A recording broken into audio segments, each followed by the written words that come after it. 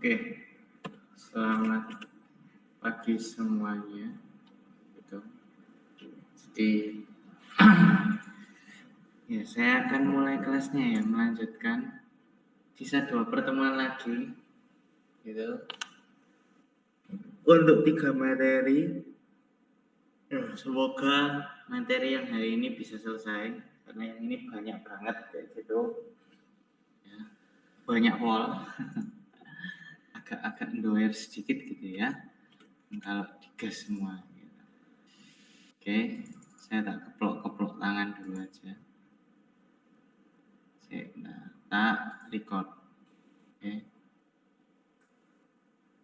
Oh ya, nanti untuk semua recording ataupun apa, saya akan usahakan taruh di grup deskripsinya itu ya, gitu, termasuk apa link-link materinya. Mungkin ada yang tidak masuk di Cloud Ontera, gitu. Dan tolong ingatkan saya kalau seandainya saya kayak Bapak Medi kok belum naruh ya, gitu. Tolong ingetin ya kayak gitu ya. Ini apa lagi ongoing pekerjaannya banyak banget, jadi tolong diingetin kalau seandainya Pak Medi belum naruh linknya kayak gitu ya, tolong saya diingatkan.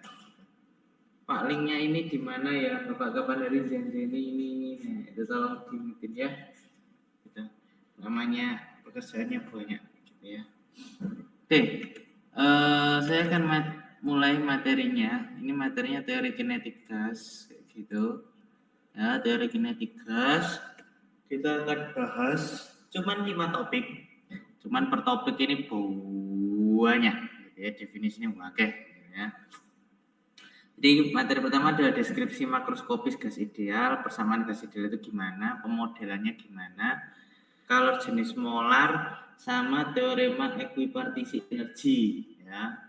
Jadi ini ada banyak sekali gitu materinya, even dia cuma 5 subtopik. Oke. Nah, terkait dengan gas ideal gitu ya.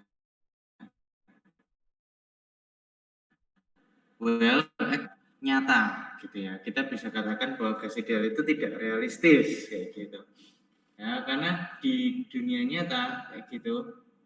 Di dunia nyata gas ideal itu tidak ada kayak gitu ya. Gas ideal ini hanya ada di dunia teori. Oke.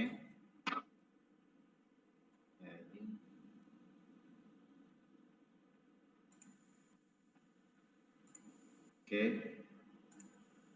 Jadi gas ideal ini hanya ada di dunia teori, gitu ya, makanya tidak ada di dunia nyata.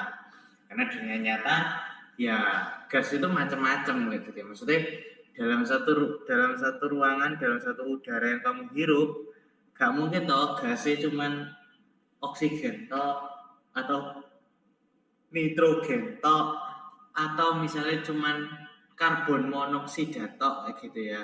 Jadi pasti macam-macam kayak gitu, pasti campuran kayak gitu ya. Even anggapannya kayak kamu nyemprot baygon ke ruangan, kayak gitu ya. Ya kan tidak mungkin toh satu ruangan di sini baygon toh kayak gitu ya. Itu pasti isinya ada oksigennya, tetap ada nitrogennya kayak gitu. Ya. Jadi dalam kehidupan nyata gas ideal itu tidak nyata ya, karena namanya aja ideal gitu ya. Jadi mungkin hanya dalam idealisme pribadi, idealisme si pembuat teorinya gitu. Nah, tapi ini bisa dikondisikan gas ideal itu dalam berbagai percobaan sama eksperimen itu tetap bisa gitu ya. Jadi yang murni hanya isinya nitrogen toh, yang murni hanya isinya oksigen toh gitu. Ya. Nah, intinya gini, kalau kita melihat dalam gas ideal kayak gitu ya, anggap aja kalian itu punya suatu gas kayak gitu ya, yang dimasukkan ke dalam suatu wadah. Nah, wadah ini macam-macam ya karepmu kayak gitu, maksudnya ya bisa kotak, bisa kubus, bisa balok, whatever kayak gitu. Gas itu akan mengembang dan mengisi wadah tersebut. Jadi, misalnya gini, as simple as kalau kamu semprotkan baygon ke kamarmu kayak gitu ya, ya, let's say kamu punya kamar gini. Misalnya gini, kamu punya kamar gitu ya. Anggaplah ini kamarnya si Jeff gitu ya.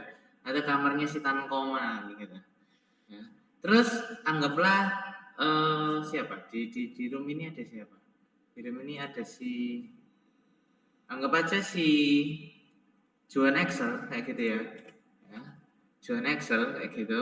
Juan Excel ini menyemprotkan baygon sih ke kamarnya si Jeff atau Tankoma gitu ya. Dia semprotkan di sini gitu ya, di titik ini ya. Anggap aja di titik ini. Kan nggak mungkin gitu ya. Gasnya itu cuman mulek di sini gitu ya. Kalau kayak gini Juan Excel yang pingsan gitu ya. Dia yang akan berangkat kayak gitu sendiri gitu ya. Nah, paham ya? Jadi nggak mungkin dong. Kalau misalnya Juan nyemprot no gasnya di sini, baygonnya di sini, terus dia sendiri yang menghirup semuanya gitu. Nah, jadi gasnya itu akan mengembang itu dalam arti ya menyebar gitu ya, mengisi wadahnya, mengisi ruangannya kayak gitu ya. Ya, otomatis misalnya si Tankoma berdiri di sini kayak gitu ya. Atau si Juan atau si Jeff berdiri di sini kayak gitu. Ya otomatis kan kerasa kecium toh. Maksudnya kayak Ju, kok kamu nyemprot baygon ya kayak gitu. Itu kok ada bau baygon ya kayak gitu. Nah, itu kan pasti kerasa gitu ya. Jadi konsepnya itu gas itu ketika kamu semprotkan ke ruangan, kamu masukkan ke wadah. Anggaplah ruangan itu wadah gitu ya. Maka gasnya akan mengembang dan mengisi wadah. Nggak mungkin gasnya itu cuma muter di titik ini toh. Habis disemprot di sini cuman terpusat di sini anggapannya. Gitu ya. Itu nggak mungkin. Jadi gasnya itu pasti akan mengembang dan mengisi wadahnya. Kalau kayak modelnya terpusat ya, maksudnya terpusat di situ doang ya, Juan sendiri yang berangkat kayak gitu ya, anggapannya. Nah, konsepnya tekanan gas itu bergantung pada ukuran wadah dalam arti volume ya. Ukuran wadah ini dalam arti adalah volume, gitu. Suhu dan jumlah gasnya. Ya, jadi tekanan gas itu bergantung pada volumenya, tergantung pada suhunya, sama tergantung pada jumlah gasnya. Ya, jadi berapa banyak kamu nyemprot, apakah sak kaleng baygon itu mbok entekno kabeh kayak gitu ya. Yaitu kalian pasti berangkat kayak gitu. Ya, ketika suhu ruangannya panas sama suhu ruangannya lebih dingin ada AC-nya. Sama ketika kamarmu itu kecil, ya toh, sama ketika kamarmu itu lebar gitu ya. Kamar-kamarnya anak-anak sultan sekarang mungkin kayak 4x6 gitu ya. Atau kamar gede-gede gitu ya. Kamar yang biasa-biasa standar kan 3x3, 3x4 itu besar gitu ya. Tapi mungkin ada beberapa yang kamar gede gitu ya, 4x8, 4x6. Nah, wadah yang lebih besar dalam arti volume ruangan yang lebih besar ya itu akan menghasilkan tekanan yang lebih rendah ya, sama lah, sama, anggap aja gini wes, anggap aja gak usah lihat gas, anggap aja ada kotak segini ya, ada ruangan segini kayak gitu ya, itu diisi 100 mahasiswa dibandingkan dengan diisi 20 mahasiswa ya toh, ya pasti tekanannya pasti lebih rendah ketika diisi 20 mahasiswa dong. Maksudnya tekanan itu gini loh, ini misalnya ada 100 mahasiswa ya, otomatis mahasiswa yang sini kan menekan ke dinding yang sebelah sana, mahasiswa ini juga menekan ke sana, mahasiswa ini menekan ke sana, mahasiswa ini, ya toh. Anggap aja gini deh, kalau kamu punya kontainer box kayak gitu ya, atau kamu punya wadah plastik tin wall kayak gitu, tin wall itu yang biasanya buat makanan-makanan, sekarang zamannya pakai tin wall, ya toh. Kamu isi mbok puaksa kayak gitu ya, mbok puaksa, kapasitasnya loh cuma 50 misalnya 50 kue, tapi mbok iseni 100, jadi mbok selip no, mbok paksa ya toh. Nah otomatis tekanannya kan lebih tinggi nah, gitu. Tetapi wadah yang lebih besar dalam arti kalau isi 100, kamu mau isi 100, kamu besarkan volume wadahnya, ya tekanannya lebih rendah dong. Tapi kalau temperatur yang lebih tinggi atau jumlah gas yang lebih besar, pasti kan menghasilkan tekanan yang lebih tinggi. Jadi konsepnya itu kalau suhunya kamu naikkan ya, dengan asumsi volume yang tetap ya, V-nya kamu tetapkan, volumenya ditetapkan, V-nya konstan kayak gitu ya. Tapi jumlah gasnya kamu perbanyak kayak gitu, atau temperaturnya kamu naikkan kayak gitu. Nah, itu pasti tekanannya lebih tinggi. Nah, hubungan dari tekanan, volume, suhu sama jumlah gas itu kita ngomongnya adalah equation state atau persamaan keadaan. Jadi gas ideal itu bisa dilihat sebagai suatu keadaan tertentu. Keadaan tertentu maksudnya kondisi tertentu. Jadi kayak di titik tertentu bagaimana kondisi gas idealnya. Maksudnya gini, anggap aja adalah di kondisi A gitu ya. Di kondisi A itu dia punya tekanan berapa, volumenya berapa, suhunya berapa. Ketika di kondisi B, maka dia itu punya tekanan berapa, volume berapa, sama suhunya berapa. Kayak gitu. Terus jumlah gasnya berapa? Ya, PVMT. Oke, ini bisa dihubungkan sama namanya persamaan keadaan. Kayak gitu. Nah, gas yang dipertahankan pada tekanan yang sangat rendah itu maka dapat berperilaku sebagai gas ideal. Kayak gitu. Oke, sebagian besar gas, saya ini ngomongnya sebagian besar ya. Sebagian besar gas pada suhu kamar dan tekanan atmosfer itu berperilaku sebagai gas ideal, kayak gitu ya. Jadi gas ideal itu gas yang sebenarnya cuma tersusun dari satu molekul gitu ya. Maksudnya kayak misalnya nitrogen, oksigen kayak gitu ya. Atau CO2 karbon dioksida atau CO karbon monoksida gitu ya. Oke. Nah, gas ideal itu kumpulan atom atau molekul bergeraknya secara acak dan mengerahkan gaya jarak dekat antara satu sama lain. Jadi maksudnya antara molekul ini, ya molekul gasnya nitrogen misalnya kayak gitu, itu ada gaya jarak dekat. Gaya jarak dekat itu maksudnya adalah ketika mereka tumbukan antar molekulnya, itu ada impuls sama momentum yang tercipta. Nah, makanya kayak gitu. Nah, setiap partikel gas ideal itu secara individual itu dapat dianggap sebagai titik dan menempati volume yang diabaikan. Jadi, kan misalnya ada kotaknya gini, kayak gitu ya. Terus ada partikelnya kayak gini, kayak gitu. Nah, partikelnya gas ideal. Nah, partikelnya ini bisa dianggap sebagai titik. Jadi cuma kayak tul tul tul tul tul tul tul tul tul tul gitu ya. Oh, jumbo ukur. Loh, Pak, ini kan Bapak gambarnya ada lingkaran, berarti kan ada diameter. Yaitu kalau ini bola berarti Bapak ada volumenya. Nah, volumenya itu bisa diabaikan, dianggap cuma sebagai titik doang, til til til karena terlalu kecil gitu ya. Nggak penting banget kalau dihitung. Nah, gas itu biasanya terdiri dari sejumlah besar partikel. Jadi gas itu nggak mungkin satu partikel doang. Jadi sehingga lebih mudah untuk menyatakan volumenya gas itu dalam satuan jumlah mol. Kayak gitu ya. Jadi gas itu kan nggak mungkin kayak gas itu gampang dinyatakan sebagai volume juga bisa. Tapi kalau dia ngomongnya dalam partikel kayak gitu, maka kita harus menyatakannya dalam jumlah mol atau M. Mol itu sebuah angka anggapannya. Jadi kayak berapa mol, misalnya 2 mol, 3 mol kayak gitu ya. Nah, jumlah partikel yang sama itu ditemukan dalam 1 mol helium maupun dalam 1 mol besi atau aluminium. Jadi misalnya gini, 1 mol helium itu mengandung berapa partikel kayak gitu. 1 mol ya, misalnya O2, N2 kayak gitu ya. 1 mol besi itu mengandung berapa partikel? Itu ternyata sama kayak gitu ya, toh.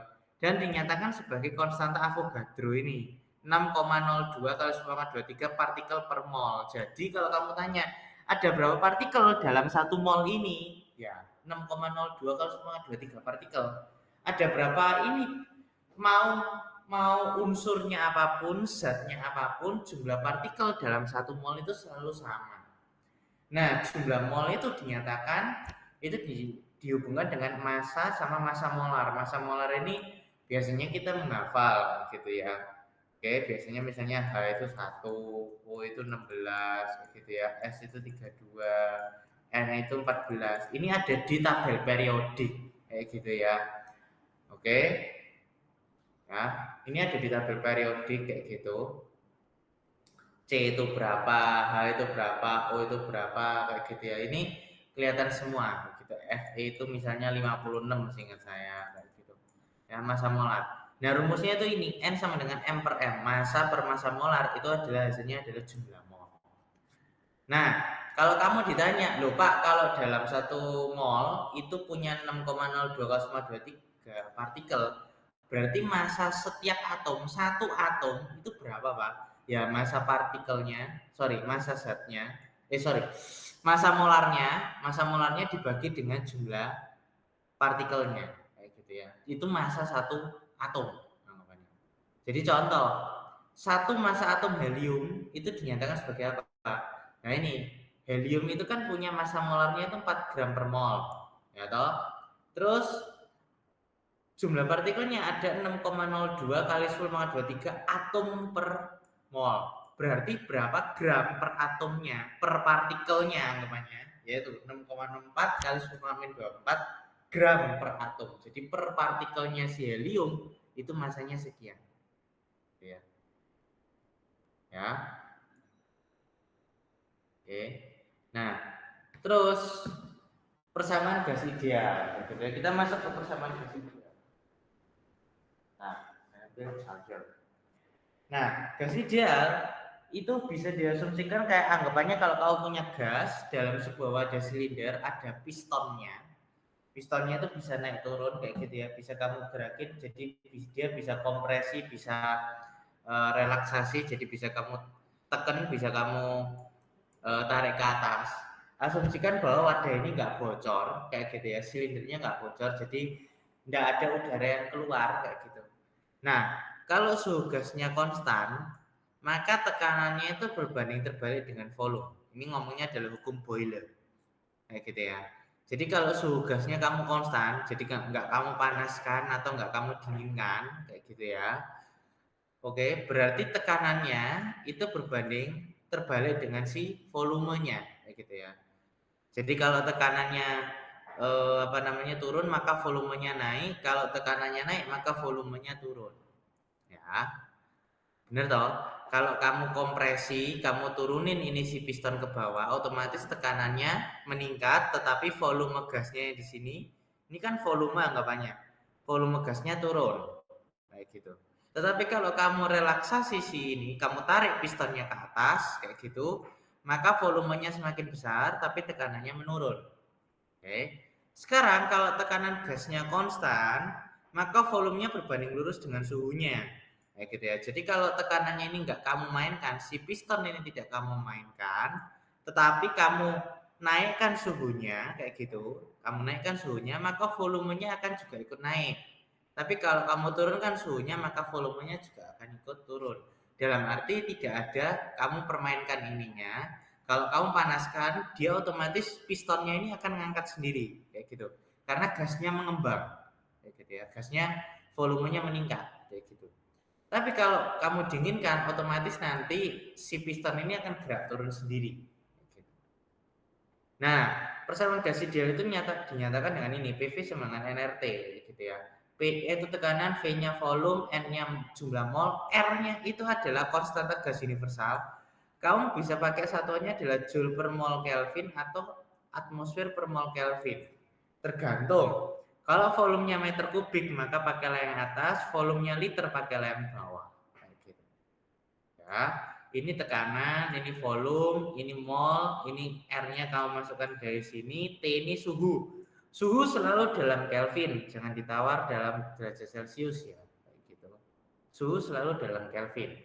Nah, kalau kamu rubah kayak gitu ya, kalau kamu rubah, jadi ada hubungannya. Misalnya kalau dinyatakan dalam jumlah molekul atau jumlah partikel kayak gitu ya, kan jumlah mol, nah ini kursus saya, jumlah mol itu kan adalah jumlah partikel dibagikan dengan bilangan Avogadro kayak gitu ya.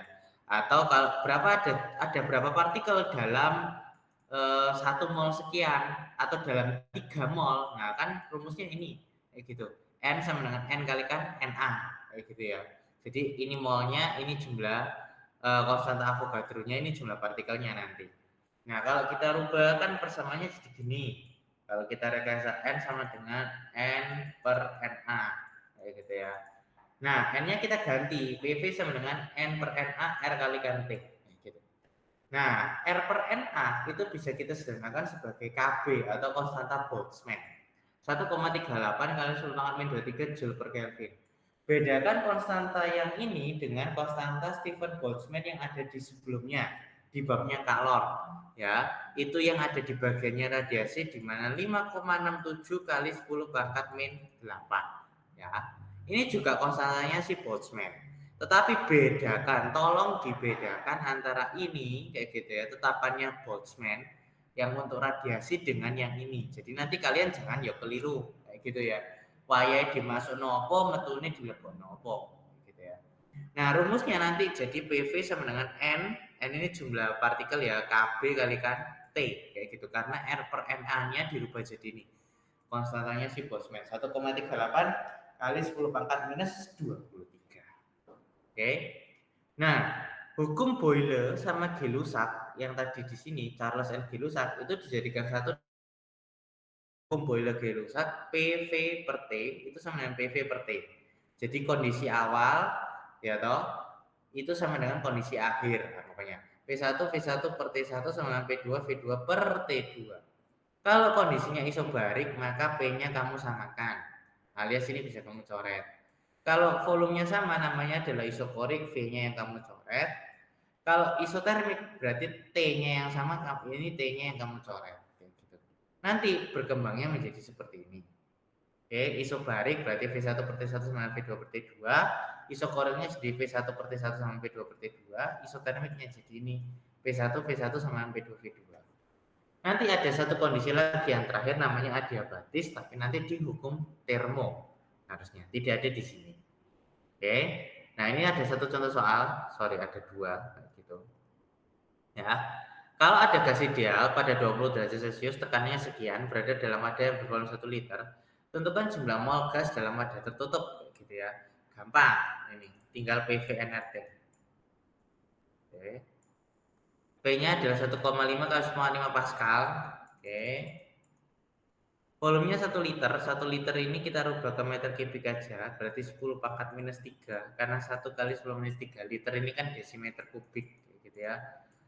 Dirubah ke meter kubik. Terus N-nya adalah tidak tahu karena ditanyakan. R-nya 8,314 Joule per mol K. T-nya adalah 20 derajat, rubah ke Kelvin berarti 293,15. Oke, sudah tinggal dihitung N-nya berapa. Ini jawaban yang A. Oke. Sekarang yang B, pada saat gas mendorong piston dan memuai menjadi 2 kali volume semula, tekanannya turun ke tekanan atmosfer, tentukan suhu akhir. Berarti kita pakai persamaannya P1 V1 sama T1. Ini P2 V2 per T2. Oke. Tekanan awalnya berapa? Sorry saya lanjutkan di atas ya. 1,5 kali 10 pangkat 5.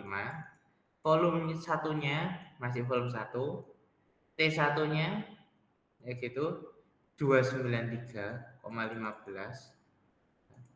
Nah, tekanan atmosfer itu berapa kira-kira? Ini kan 1,5 kali 1,5 Pascal. Kalau tekanan atmosfer itu adalah 1,01 kali 10 pangkat 5 Pascal. Ya, kalikan dengan memuai menjadi 2 kali volume semula, berarti 2V1. Ini yang ditanyakan. T2-nya berapa? Ya gitu ya. V1-nya bisa kamu coret, 10 pangkat 5-nya kamu coret. Jadi kamu tinggal nyari T2-nya itu berapa. Oke? Mudah toh ya? Gampang. Sekarang soal kedua. Kaleng semprot berisi gas propelan pada 2 kali atmosfer tekanannya sekian. Punya volume 125 cm3. Berada pada ini. Kalengnya dilemparkan ke api terbuka, ya. Suhu gas dalam kaleng menjadi 195, tentukan tekanan dalam kaleng. Asumsikan perubahan volume kaleng diabaikan. Berarti otomatis meledak kayak gitu ya. Makanya kenapa kok kalian itu tidak disarankan gitu ya. Kalau habis punya baygon kayak gitu ya, baygon sisanya masih sedikit ya toh, atau ada baygon terus mbok lempar ke api gitu ya. Meledak guys kayak gitu ya. Karena suhu gas yang meningkat kayak gitu dengan volume yang tetap kayak gitu itu menyebabkan tekanan gasnya juga meningkat gitu ya. Oke. Jadi si tekanan gasnya pasti akan menekan terus kayak jedor. Oke. Itu pasti meleduk.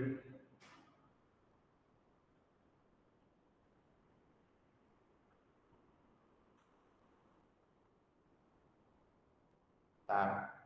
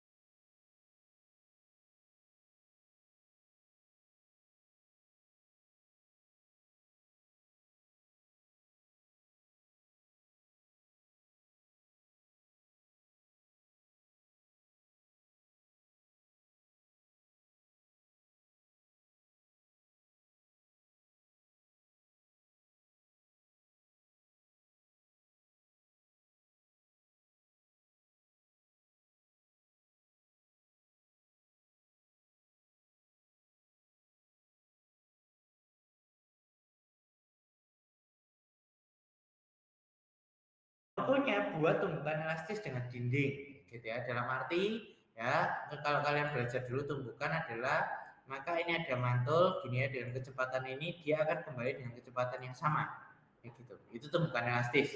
Jadi bukan kayak ini habis nabrak ke dinding terus gitu mandek, atau dia habis nabrak ke dinding dengan kecepatan 2 terus dia baliknya cuma kecepatannya 0,5 gitu. Nah, jadi kalau dia nabrak ke dinding 2 maka dia akan kembali dengan kecepatan 2. Gas yang ditinjau merupakan zat murni sehingga semua molekul identik. Nah, ini yang saya ngomong kalau belajar teori kinetik gas, gasnya itu gas ideal yang mana isinya adalah sama semua, which is itu tidak mungkin dalam kenyataan karena gas di sekitar kita itu macam-macam kayak gitu ya, gas nitrogen, gas oksigen, masih ada campuran apapun itu kayak gitu ya, parfum lah nanti sih ada parfum misopo, sih ada pengharum ruangan, itu kan macam-macam gitu ya. Tapi kalau ini kita ninjanya adalah gasnya adalah zat murni kayak gitu ya, sehingga diasumsikan sebagai gas ideal ya. Nah, banyak juga ya ternyata ya PPT-nya ya.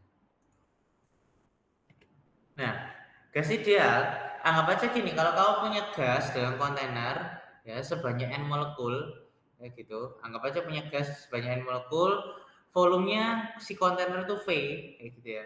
Maka setiap molekul akan memiliki massa m. Asumsikan molekulnya ini bermassa kayak gitu ya, massanya kecil sekali, bergerak dengan kecepatan Vxi kayak gitu ya, sepanjang sumbu X. Ya which is tidak mungkin ya, karena kan molekul geraknya acak gitu. Nah, mungkin geraknya cuman apa namanya? Vx doang, bisa Vy, bisa lalala, bisa apapun itu gitu ya.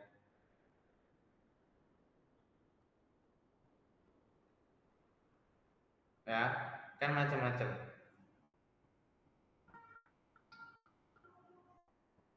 Ya, kan bisa macam-macam.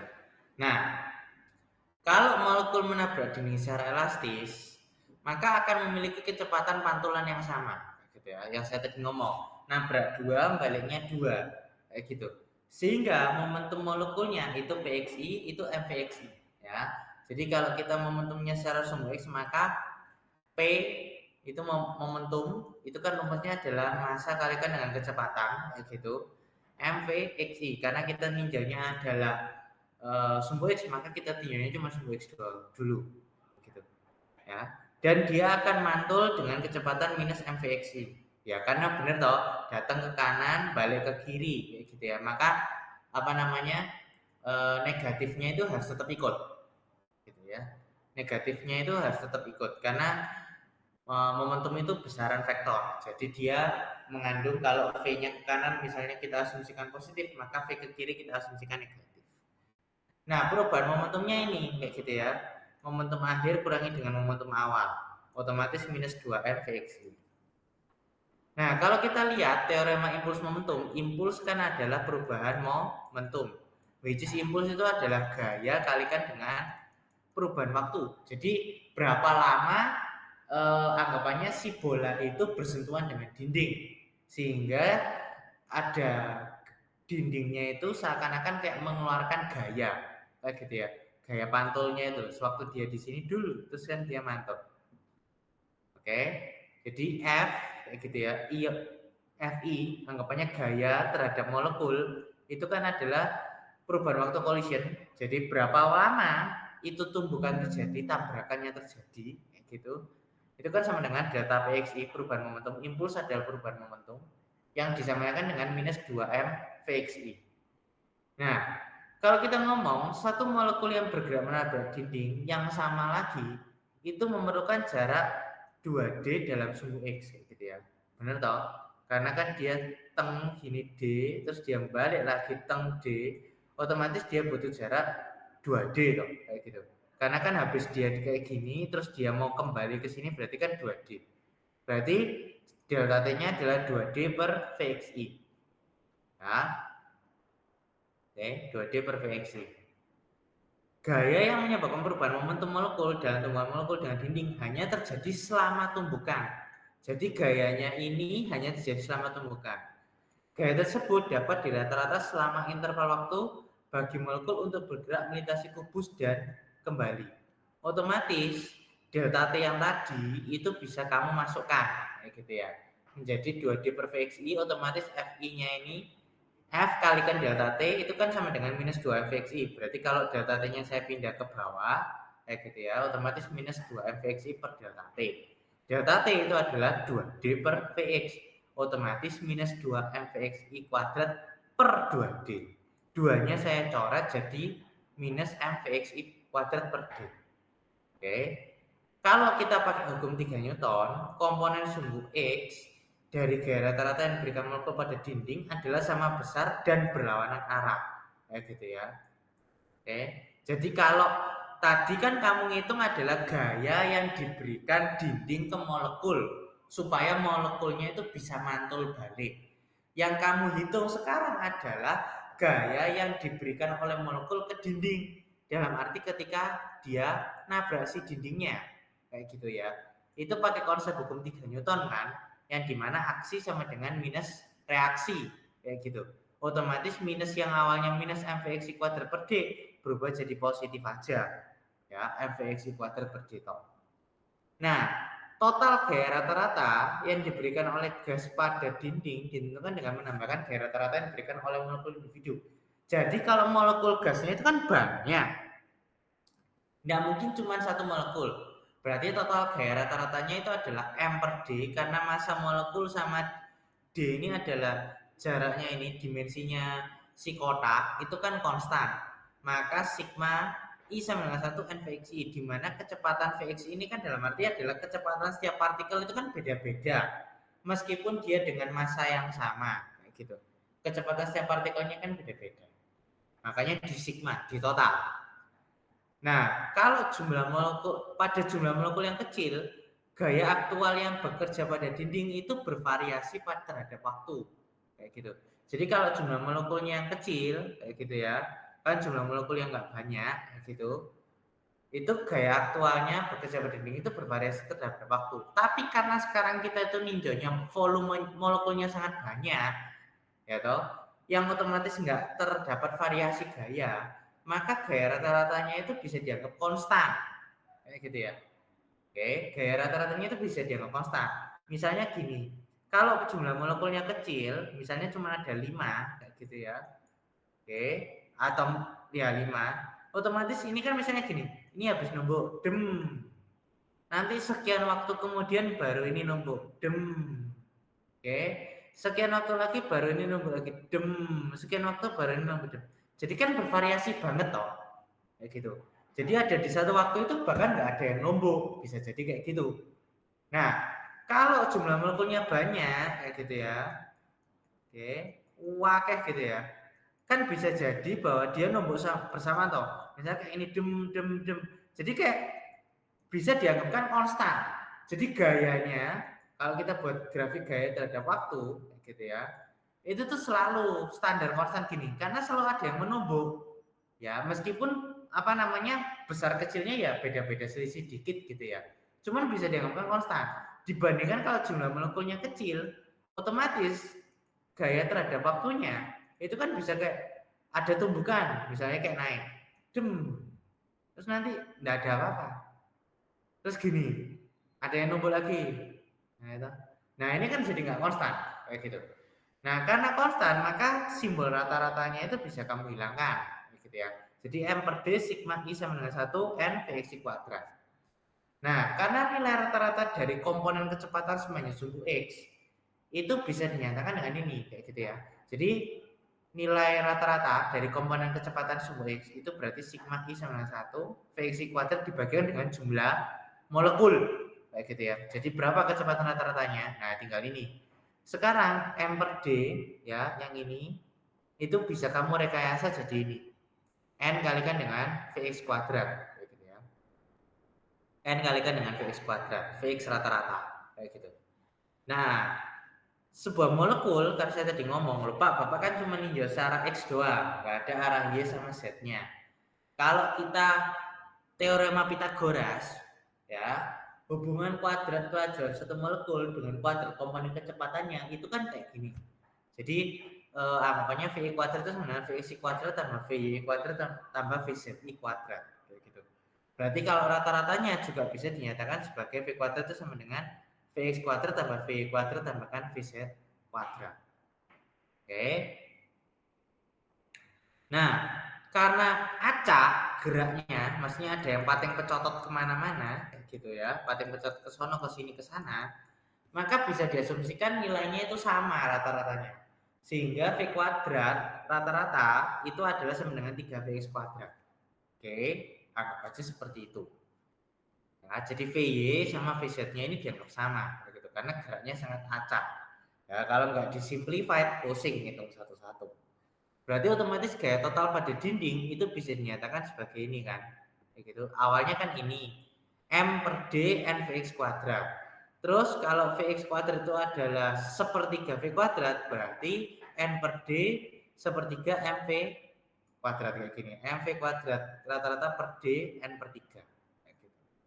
Nah, kalau ditanya berapa total tekanan yang diberikan pada dinding kayak gitu, maka P itu kan sama dengan F per A. A-nya kan luasan satu dinding ini. Ya, luasan satu bidang. Berarti kan adalah D kuadrat kalau kita asumsikan dia sebagai kotak. Berarti sepertiga F-nya kamu masukkan kayak gitu ya. N per D pangkat 3 MV kuadrat berarti. Berarti sepertiga NV kayak gitu ya. N per V kayak gitu. Karena D pangkat 3 ini adalah volume ya. N per V kalikan dengan MV kuadrat.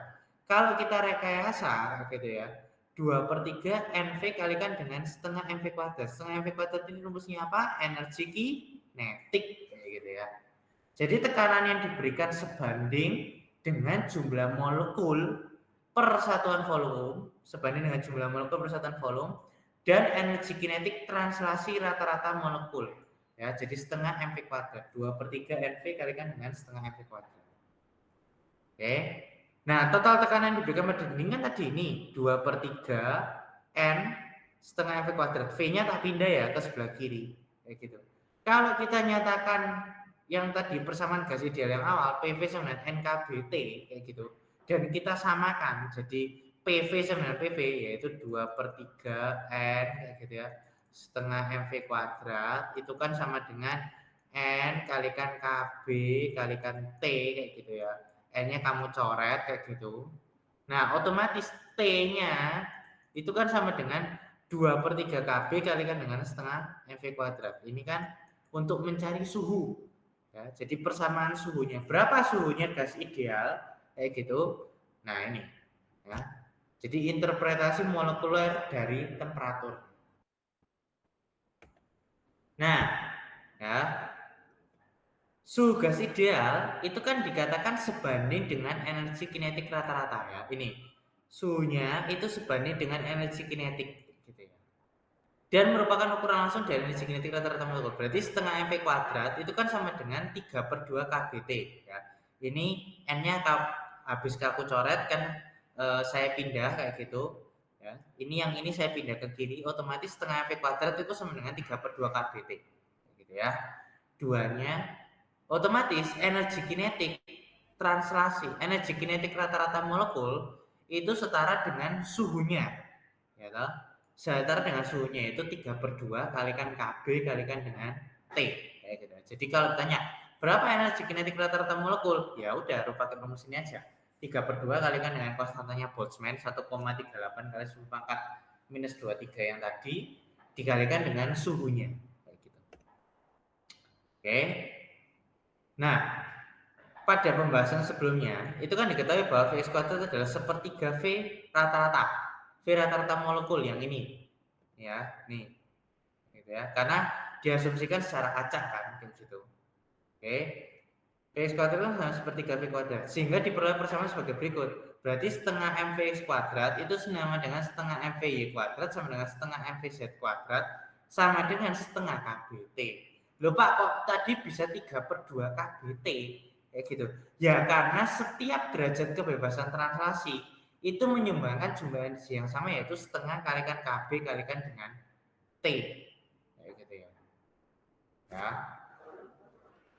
Yang tadi ini 3/2 KBT ini kan pakai V kuadrat. Yang dimana ini adalah V total, ya toh. dalam satu molekul dianggap kayak kan bisa bergerak secara X, Y, Z kayak gitu ya.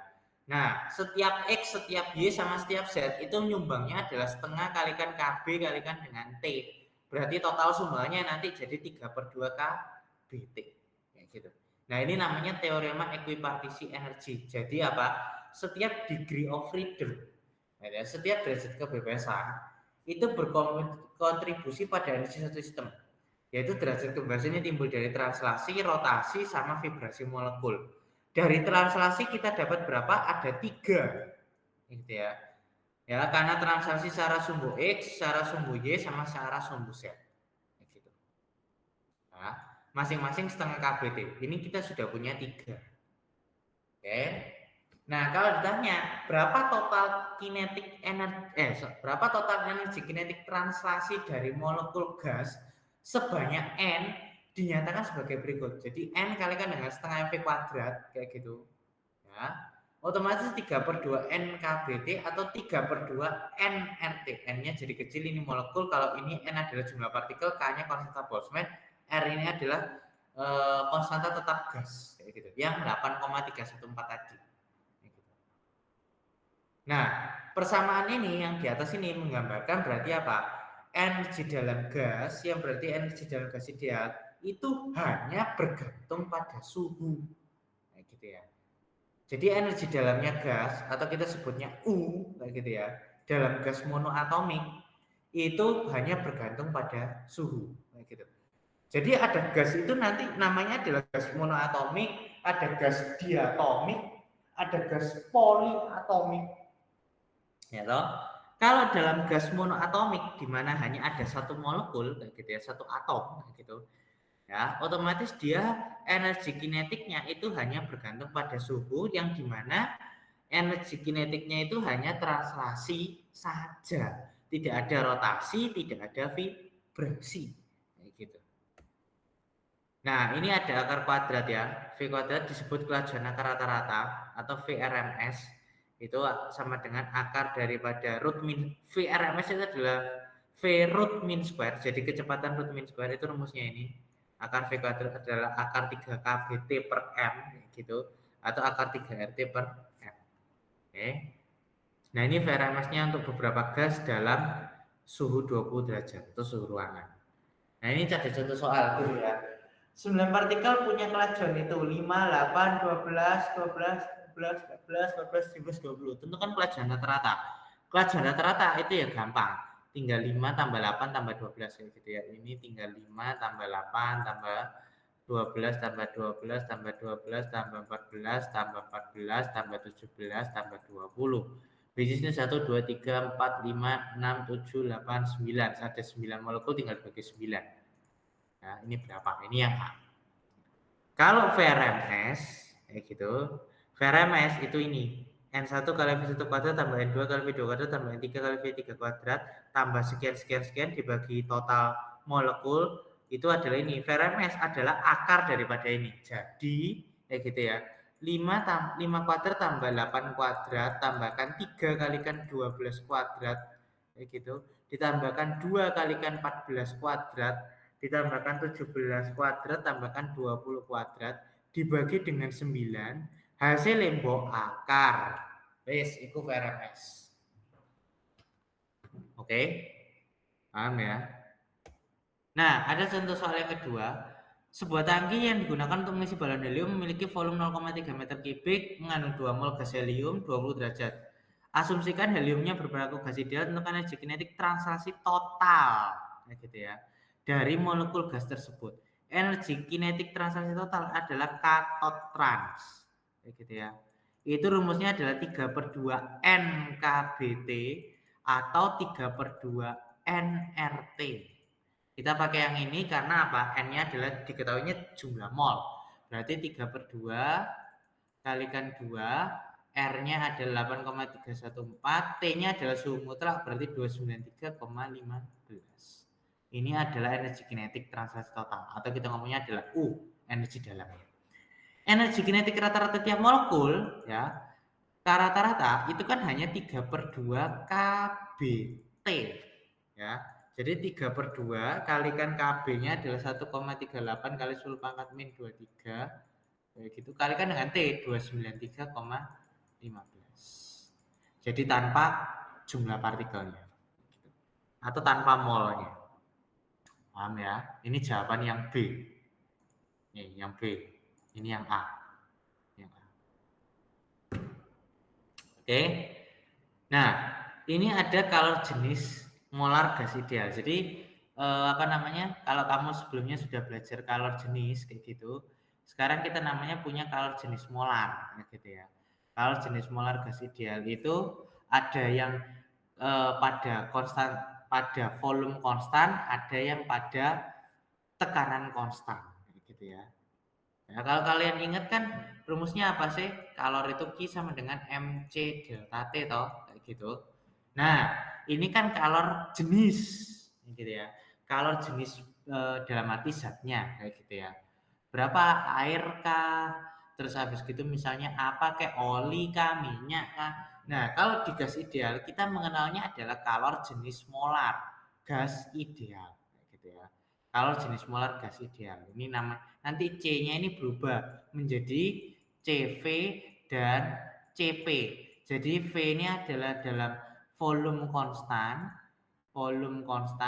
P ini adalah dalam pressure konstan atau tekanan konstan. Gitu. Ya, anggap aja kayak gini. Kalau ada kondisi ada gas ideal, ya sedang mengalami beberapa proses, kayak gitu.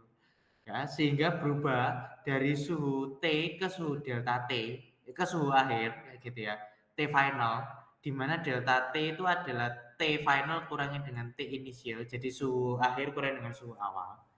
Nah, perubahan suhunya itu bisa dicapai dengan beberapa jalur, yang ini saya tandai oranye ini. Ya, jadi dari sini, dari inisial ke final ini, dari inisial ke final ini, atau dari inisial ke final ini, kayak gitu ya. Hanya untuk mengalami perubahan suhu, kayak gitu ya. Hanya untuk mengalami perubahan suhu, gitu. Jadi mengalami dari satu isotermik, kayak gitu ya. Dari satu isotermik, ini kan isotermik ya. Jadi suhunya sama, kayak gitu dalam grafik ini, ke suhu di atasnya, kayak gitu ya. Dalam satu isotermik yang sama. Nah, nilai delta T-nya untuk setiap jalur itu sama, karena kamu mengalami perubahan suhu yang sama, kayak gitu. Sehingga perubahan energi dalamnya delta E internal, ya, anggapannya delta U yang tadi, yang rumusnya adalah 3/2 nRT itu kan pasti sama, karena T-nya itu sama, kayak gitu ya. T final kurang T finalnya apa, T inisialnya apa, kayak gitu. Ya, delta U-nya sama, alias delta internalnya sama.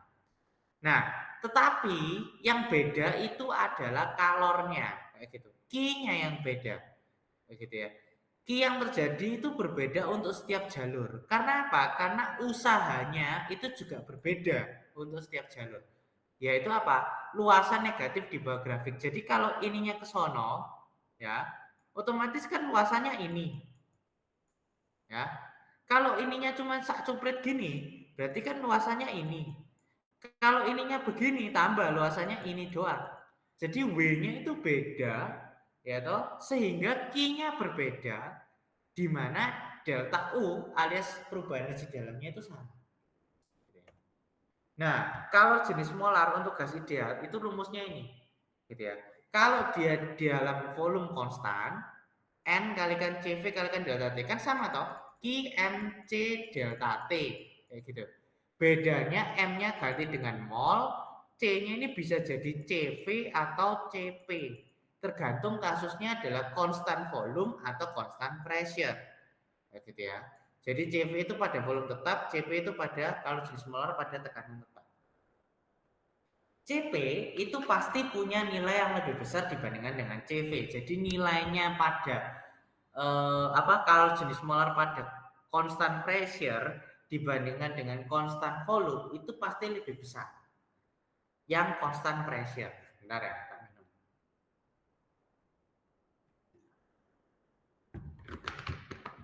Pasti yang lebih besar adalah constant pressure. Kenapa seperti itu? Karena energi yang diberikan oleh yang diberikan pada gas oleh kalor pada tekanan konstan itu tidak hanya menyebabkan energi dalam gasnya meningkat, gitu. Tetapi usaha yang dilakukan pada gas itu juga menyebabkan perubahan volume, kayak gitu ya. Jadi kalau ada pada tekanan konstan, ya energinya itu yang diberikan pada gas pada kalor itu juga menyebabkan adanya perubahan volume. Makanya CP-nya pasti lebih besar. Oleh karena itu, kalor Q konstan P itu harus memperhitungkan peningkatan energi dalam, ya. Jadi delta U-nya sama transfer energi keluar sistem dengan usaha, yang mana ini adalah perubahan volumenya. Perubahan volume. Oke. Nah, kalau kita kembali ke rumus tadi, anggap aja ada satu gas monotomik ideal, gas yang hanya mengandung satu atom, jadi misalnya gini, O, nah gitu kan, H, gitu ya, atau apa, Fe, Al, misalnya kayak gitu. Jadi cuma satu atom per molekul, contohnya helium, neon, argon, kayak gitu ya. Ya gas-gas yang itu gas mulia, He, gitu ya, Ne, gitu. Argon, gitu. Argon itu seingat saya Ag kalau nggak salah. Ag itu perak sih, Ar, gitu. Nah, kalau gasnya, gas monoatomiknya itu tambahkan energi, ya dalam wadah dengan volume tetap, maka semua energi yang ditambahkan akan masuk dalam peningkatan energi kinetik translasi. Ya, toh? Jadi energi internal U itu kan sama dengan 3/2 nRT. Gitu. Kalau ada energi yang ditambahkan alias kalor yang ditambahkan, maka dia hanya akan menambahkan pada energi translasi, sehingga otomatis ada perubahan energi dalam kayak gitu ya. Rumusnya kan tadi ini 3/2 nRT atau 3/2 NKBT. Otomatis Q itu adalah perubahan energi dalam, kan tadi kayak gitu ya. Q adalah perubahan energi dalam kayak gitu. Oke. Kalau energi yang dipindahkan oleh kalor pada sistem dengan volume tetap, maka tidak akan ada usaha yang dilakukan pada sistem, sehingga Q adalah perubahan energi dalam delta E internal, sehingga delta E internal itu bisa dikatakan NCV kalikan delta T gitu. Ya. Kalau kalor jenis molnya konstan, maka energi dalam gasnya itu E internal sama dengan NCV kalikan delta T. Nah, CV itu kan berarti kan adalah apa? Seper N, kayak gitu. CV adalah seper N dikalikan dengan perubahan energi internal terhadap perubahan suhu, DE internal per DT. Kayak gitu ya. Nah, turunan pertama dari energi internal terhadap suhu itu kan sisanya adalah si R. Ya. Jadi otomatis nilainya CV kayak gitu itu adalah 3/2 R. CV itu adalah 3/2 R alias 12,5 jam. Nah, ini daftarnya gitu ya. Daftarnya dari setiap maksudnya gas monoatomik, gas diatomik gitu ya, sama gas yang poliatomik. Poliatomik itu gas-gas yang mulai bulat gitu ya, CO2 lah, SO2 lah, H2O lah gitu. Itu mulai gas-gas yang aneh-aneh gitu. Nah, itu pakai gas poliatomik gitu ya. Namanya pakai gas poliatomik. Oke. Nah, CV itu nilainya adalah 3/2 R. Intinya kayak gitu. CV itu adalah 3/2 R. Nah, kalau kita pakai kembali ke rumus, delta I internal adalah Q plus W, di mana delta I internal adalah NCV delta T, kayak gitu. Ya. Q-nya jadi NCP delta T plus minus P kalikan delta V, berarti diperoleh proses bahwa CP dikurangi dengan CV itu adalah selisihnya adalah R. Kayak gitu. Jadi kalau gas mengalami proses tekanan tetap, maka peningkatan suhu delta T dan besaran energi yang dipindahkan oleh kalor pada gas adalah Q-nya adalah NCP delta T. Pada proses ini juga terjadi perubahan volume, usahanya adalah minus P kalikan delta V.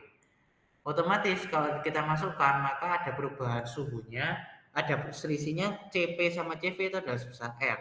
Berarti kalau CV-nya 3/2 R, maka CP-nya menjadi 5/2 R. Gitu. Ya, R-nya tinggal dimasukin aja 8,314, tetap kayak gitu ya. R-nya sama aja. Nah, ini kalau di gas monoatomik. Berarti kita dapat hubungan gamma kayak gitu ya.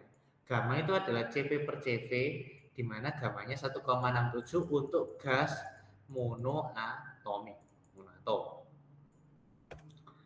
Nah, ini contoh ya, sebuah silinder isinya 3 mol gas helium pada suhu 300 dinaikkan menjadi 500 pada volume tetap berarti Q sama dengan NCV delta T, kayak gitu. N-nya adalah 3 mol, CV-nya dikasih tahu aja, cari aja gas helium berapa CV-nya, kan 3/2R, gitu ya, sorry, kecepatan.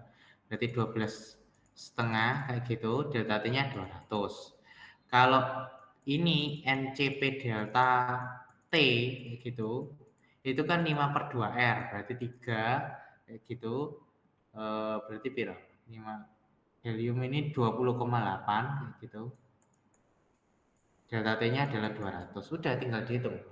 Ini jawabannya yang A, ini jawabannya yang B. Oke? Nah, itu kita sekarang belajar yang paling terakhir adalah teorema equipartisi energi. Kalau kita tahu bahwa kalau di gas monoatomik itu hanya sumbang namanya energi translasi saja. Ya, kalau gas monoatomik. Tapi energi dalam gas itu terimanya adalah transaksi rotasi sama vibrasi.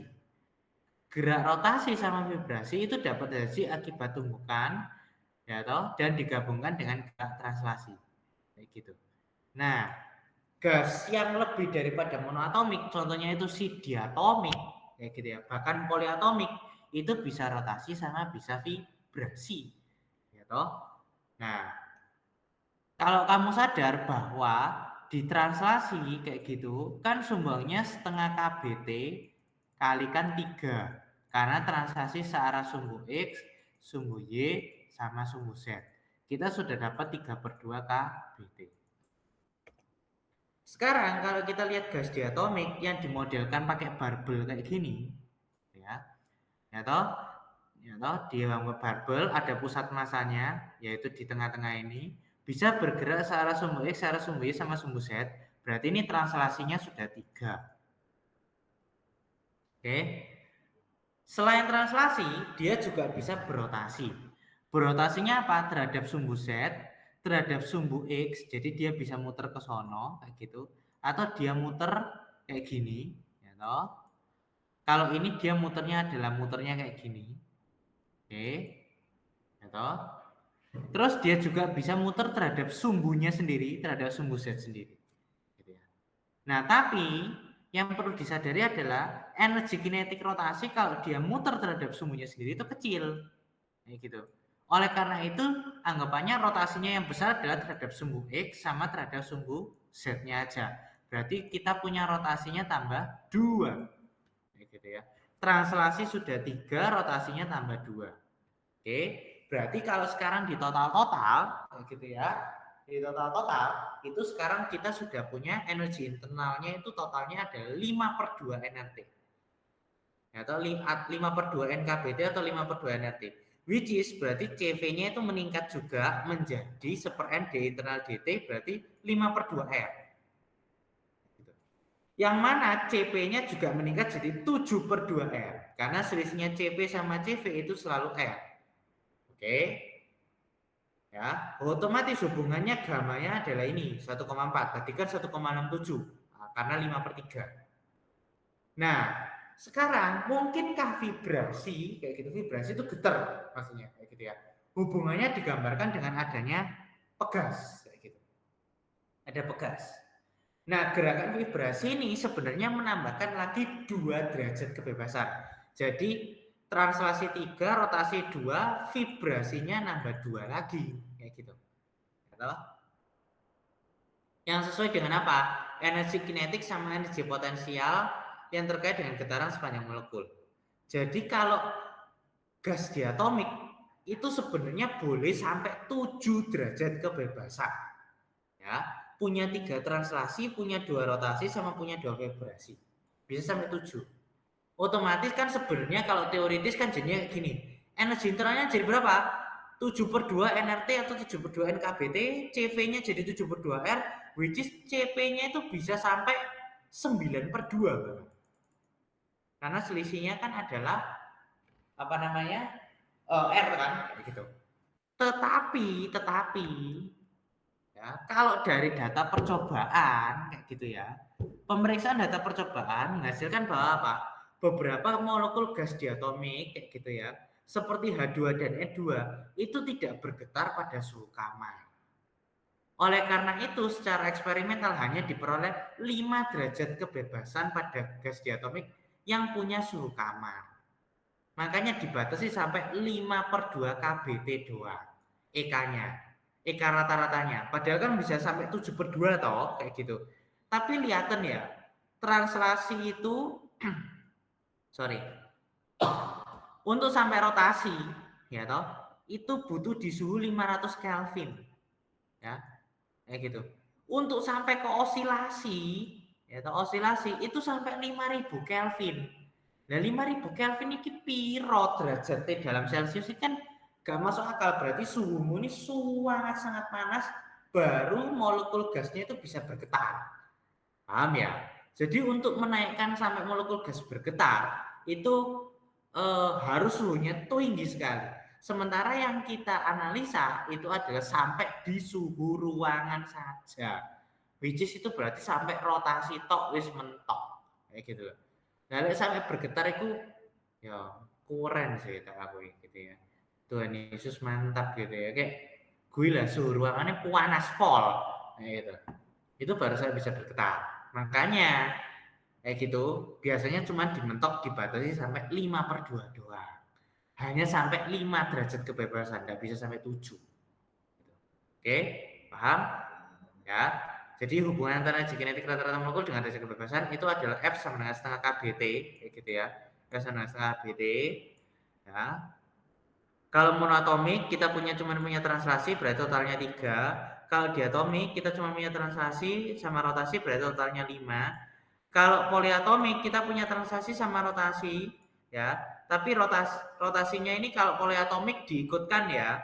Jadi meskipun tidak hanya muter terhadap sumbunya, kalau ini kan diatomik kayak gitu ya. Diatomik itu kan gas-gas yang sifatnya adalah sama gitu ya. Misalnya Cl2. Nah, ini kan Cl sama Cl kayak gitu ya. Tapi kalau poliatomik kan macam-macam kayak gitu ya. Misalnya ini CH4. CH4 itu kan modelnya kayak gini tangannya. CH, H, H sama H. Nah ini kan makanya rotasinya, kenapa kok tidak hanya 2 Pak kayak gitu? Ya karena kan mau muter terhadap manapun, terhadap sumbu X, Y, Z kayak gitu ya, itu masing-masing pasti punya kontribusi, makanya jadi 6. Kayak gitu ya. Maka 6/2 itu 3R sama 4R. Kalau ini adalah 3/2R sama 5/2R sama 5/2 sama 7/2, CP sama CV-nya. Oke. Thank you. Selesai materinya untuk teori kinetik gas. Gitu. Ya. Selesai materinya untuk teori kinetik gas. Kan? Diskat aja. Area saya lihat materinya.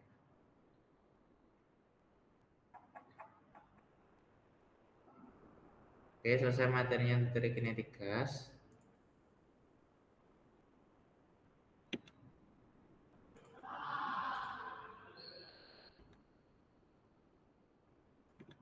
Nah, sekarang mungkin apa namanya?